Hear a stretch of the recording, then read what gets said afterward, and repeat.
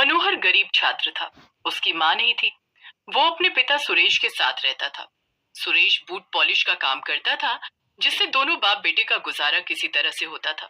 गरीब होने के कारण स्कूल में भी सभी मनोहर का बहुत मजाक बनाते थे, लेकिन किसी को भी मनोहर की सच्चाई का पता नहीं था। सुबह हो गई, लेकिन मनोहर अब भी सो रहा था। मनोहर बेटे, आज तुम्हें स्कूल नहीं जाना है क्या? तू सो क्यों रहा है? नहीं पिताजी, मैं अब स्कूल नहीं जाऊंगा। लेकिन तू स्कूल क्यों नहीं जाना चाहता है? बेटे, तू पढ़ लिख जाएगा तो हमारी गरीबी दूर हो जाएगी। चल जल्दी से तैयार हो जा। नहीं पिताजी, मैंने कहा ना, मैं अब स्कूल नहीं जाऊंगा। ये कैसी जिद है मनोहर? तू स्कूल नहीं जाएगा तो मैं भी काम पर नहीं जाऊंगा। ये जिद नहीं है पिताजी। फिर क्या बात है? आपने 3 महीने से स्कूल की फीस नहीं भरी। कल टीचर ने कहा कि जब तक मैं फीस नहीं भर देता मुझे स्कूल आने की कोई जरूरत नहीं है। तो ये बात है। मैं आज ही तेरे स्कूल की फीस का इंतजाम करता हूँ। ऐसा कहकर सुरेश जूते पॉलिश करने का सामान लेकर घर से निकल पड़ता है। मनोहर सरकारी स्कूल में पढ़ता था। 100 रुपए के हिसाब से 3 महीने की फीस 300 रुपए बनती थी। इतने पैसे एक दिन में कमा पाना सुरेश के लिए नामुमकिन था। एक दिन में मुश्किल से 100 रुपए कमा पाता हूँ, जो खाने पीने में खर्च हो जाते हैं। मैं 300 रुपए कहाँ से लाऊंगा? लेकिन मैंने मनोहर से वादा किया है, मैं किसी भी तरह से पैसों का इंतजाम करूंगा। मेरा मनोहर पढ़ लिख जाएगा तो बड़ा बाबू बनेगा। ये सोचता हुआ सुरेश शहर के सबसे बड़े चौराहे पर जा पहुंचा, जहां वो रोज सड़क के किनारे बैठकर लोगों के जूते पॉलिश किया करता था। सुरेश वहां अपना काम शुरू कर देता है, लेकिन वो बेहद चिंता में था। एक सेठ रोज सुरेश से अपने जूतों पर पॉलिश करवाने वहां आया करता। वो उस दिन भी आया। सुरेश! सेठ की आवाज सुनते ही सुरेश हड़बड़ा गया। जी सेठ जी। सेठ ने अपने पैर सुरेश के सामने कर दिए। सुरेश उनके जूतों पर पॉलिश करने लगा। क्या बात है? आज तेरा काम में मन नहीं लग रहा? नहीं सेठ जी, ऐसी बात नहीं है। सुरेश ने सेठ को अपनी चिंता का कारण बताया। तो ये बात है। एला 300 रुपए और अपने बेटे की स्कूल की फीस भर दो।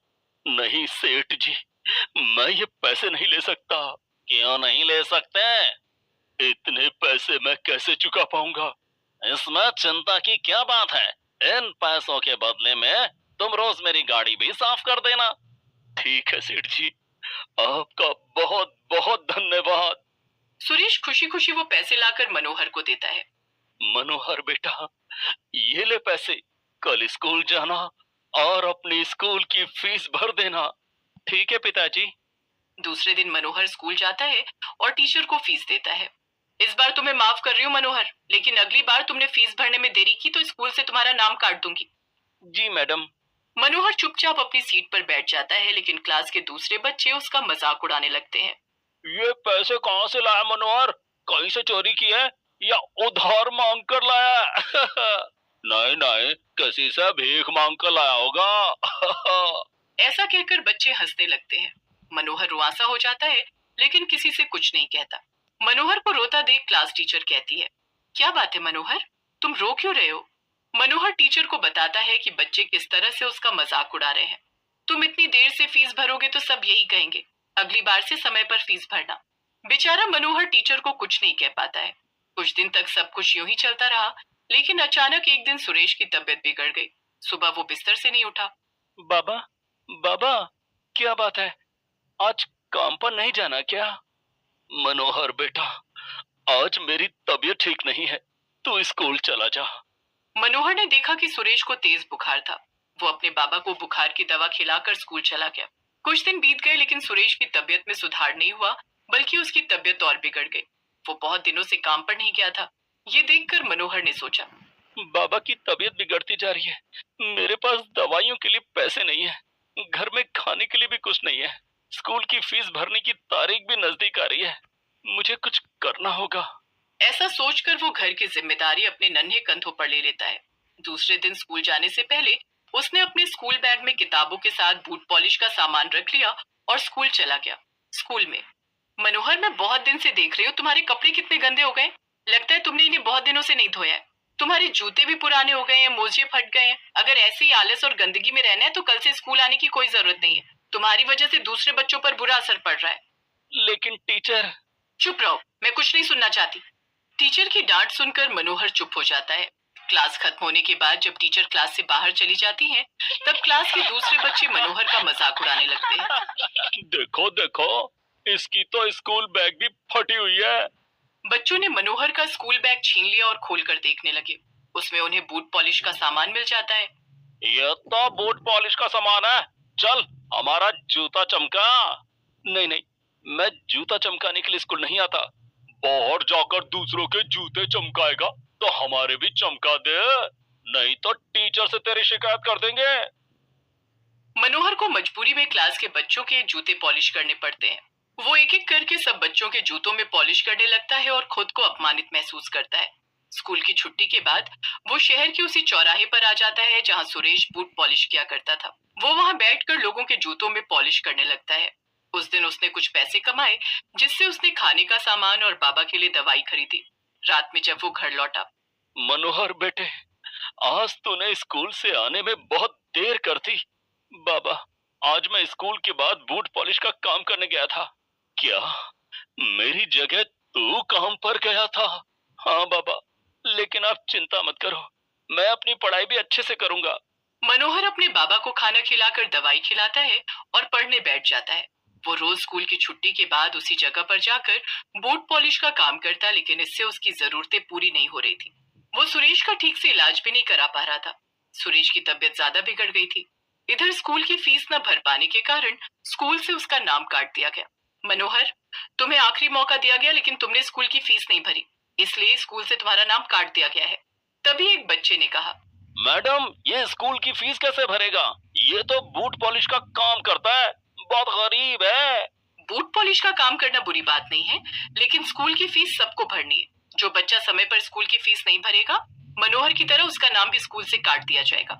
सभी बच्चे मनोहर की तरफ देखकर हंसने लगते हैं। मनोहर अपना स्कूल बैग लेकर वहां से निकल जाता है और बूट पॉलिश करने के लिए उसी जगह पर आकर बैठ जाता है। सुबह का वक्त था। उस समय वही सेठ अपनी गाड़ी पर सवार होकर वहां से गुजर रहा था, जिससे सुरेश ने 300 रुपए उधार लिए थे। उसने मनोहर को देखा तो अपनी गाड़ी रुकवाई। वो गाड़ी से उतरकर मनोहर के पास गया। तुम कौन हो? मेरा नाम मनोहर है। यहाँ पर सुरेश नाम का एक आदमी बैठा करता था, जिससे मैं रोज अपने जूते पॉलिश करवाता था। बहुत दिनों से वो नहीं आया। वो मेरे बाबा हैं। वो काफी दिनों से बीमार है, इसीलिए उनकी जगह मैं काम पर आता हूँ। लाइए, मैं आपके जूतों में पॉलिश कर देता हूँ। मनोहर सेठ के जूतों में पॉलिश करने लगता है। तुम स्कूल नहीं जाते? जाता था, लेकिन लेकिन क्या? पैसे नहीं होने की वजह से स्कूल से मेरा नाम काट दिया गया है। मुझे अपने बाबा के पास ले चलो। ठीक है। मनोहर सेठ की गाड़ी में बैठ जाता है और उसे अपने घर ले जाता है। वहां पहुंचकर सेठ जब सुरेश की हालत देखता है तो उसका दिल पसीज जाता है। वो उसे अपनी गाड़ी में बिठाकर अस्पताल ले जाता है और सुरेश का इलाज करवाता है। कुछ दिन के बाद वो बिल्कुल ठीक हो जाता है। आपका ये एहसान मैं कभी नहीं चुका पाऊंगा सेठ जी। तुम चुका सकते हो सुरेश। वो कैसे सेठ जी? तुम्हारा बेटा मनोहर बहुत ईमानदार और मेहनती है। मैं चाहता हूँ कि जब मैं बूढ़ा हो जाऊं तो वो मेरी देखभाल करे और मेरा कारोबार संभाले। लेकिन मालिक, मैं बहुत गरीब हूँ। मनोहर को ठीक से पढ़ा नहीं पा रहा हूँ। स्कूल से उसका नाम काट दिया गया है। भला एक अनपढ़ लड़का आपके इतने बड़े कारोबार की देखभाल कैसे करेगा? उसकी चिंता तुम मत करो।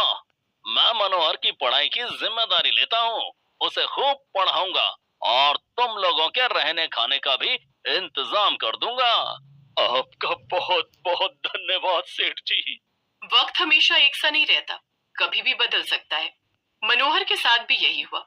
दूसरे ही दिन सेठ जी ने मनोहर का नाम शहर के सबसे बड़े स्कूल में लिखवा दिया। अब सेठ की गाड़ी रोज मनोहर को स्कूल पहुंचाती। मनोहर के पुराने साथी उसे गाड़ी में बैठकर सबसे महंगे स्कूल में जाते देखकर हैरान होते।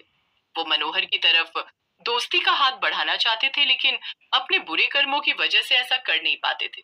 नए स्कूल में मनोहर ने खूब मन लगाकर पढ़ाई की और बड़े होकर सेठ का कारोबार संभालने लगा। मनोहर और सुरेश अब शहर के दौलतमंदों में गिने जाने लगे थे।